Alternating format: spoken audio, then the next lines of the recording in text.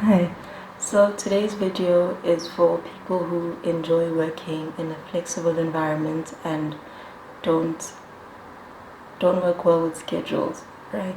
So if you're that person, stay tuned.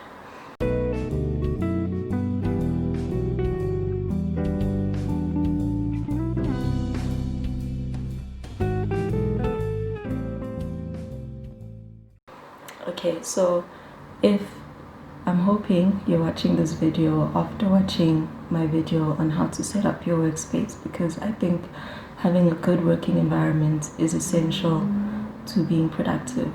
So in that video, I focused a lot on setting up a schedule, but I'm aware that there are people who don't work well with set timetables and are more flexible and creative. And this video is to help people like that, or people like me, actually get work done without feeling like they're working on a rigid timetable, right? So to do this, we make use of the Agile Method, which was introduced to me by my mentor over the past week. And what the Agile Method is a way of setting out your goals and breaking them down into manageable daily tasks, so that at the end of each day, you ensure that you've completed a few tasks that you decided you would have completed, and that you're working actively towards achieving your goals. Now, this is done without setting times of when you would do all of these things, but rather makes it more flexible. The only thing is that you have to make sure that you complete these tasks by the end of the day, right? So the first step that you would take when following this method is to write down your goals. So this can be, for example, if you're studying, a goal of either passing your courses or getting a set average for all of your courses. And if you're a business person, let's say you're starting out a business, a goal could be either doing market research or drafting your business plan or finding people to include in your team or when you're working on your business, right? So you're going to need either a paper or a wall like this one over here. That's what I will be using. And you basically need a space where you can lay out all of these things. And what you do is you're going to divide it into 3 columns. So you have your first column titled to do, your second column titled doing, and your final column titled done.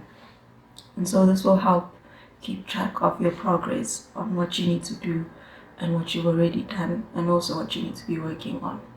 Right, so the first step is to take these goals and their corresponding tasks and put them under the to-do column. This is so you know what you need to do to achieve those goals. And then either if you prepare for the day the night before, then you do this the night before. But if you wake up and you prep for your day in the morning, you do this in the morning when you wake up. So what you do is you take a few tasks from the to-do section and you move them to the doing section. So you would decide how many work for you and how much you're capable of doing. But let's work with the 2 goals that we've set. Let's say today you decide, okay, under the tasks for setting up your goal, you would have, for example, studying, doing your tutorials, and submitting your assignments.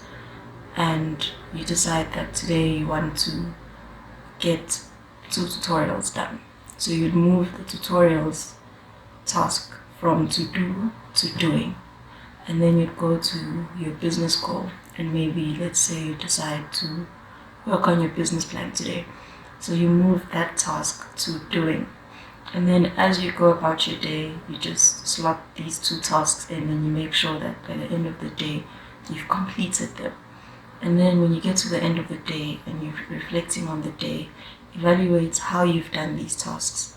So if you did manage to complete your tutorial, you would then move this task to the done section. And then let's say you worked on your business plan, but you're not happy with a few elements. If you're planning on working on it again, you would keep it under the doing section.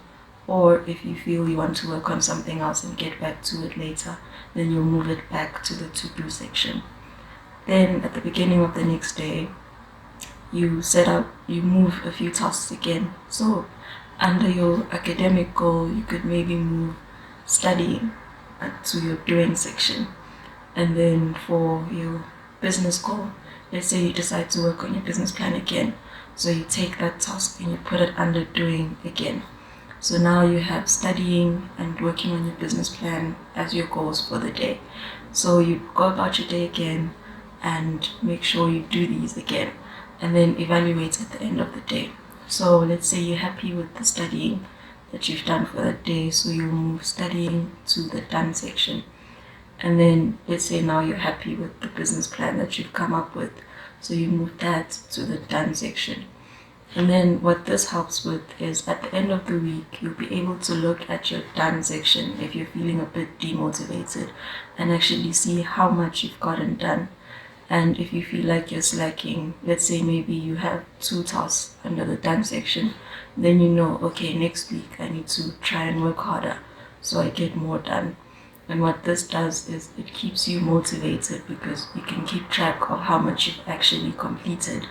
Because the mistake I usually make is that I write down my goals and then once I've completed them, I scratch them out, which means I can't go back to see how much progress I've made because I keep scratching everything out.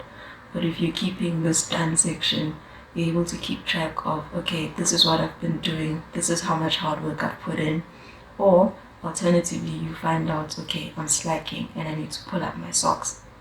So now, if you don't have paper to set it out on or a wall like this one, a good idea is to try out using an app.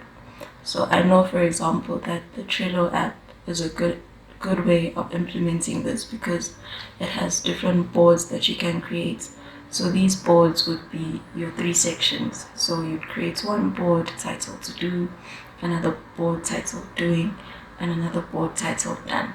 And then under each of these boards, you can actually set out tasks and then you can move them around as you would if this was on paper. So this is a good way of implementing this. And if you're working in a team, for example, you can actually collaborate with other people online. So you can work on these tasks together and align your tasks. So this would work great if you're part of a study group or if you've set up your team for your business and you actually want to keep making progress.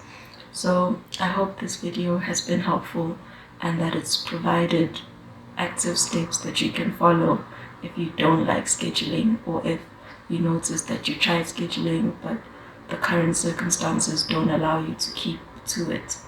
So yes, stay productive, stay happy, stay healthy.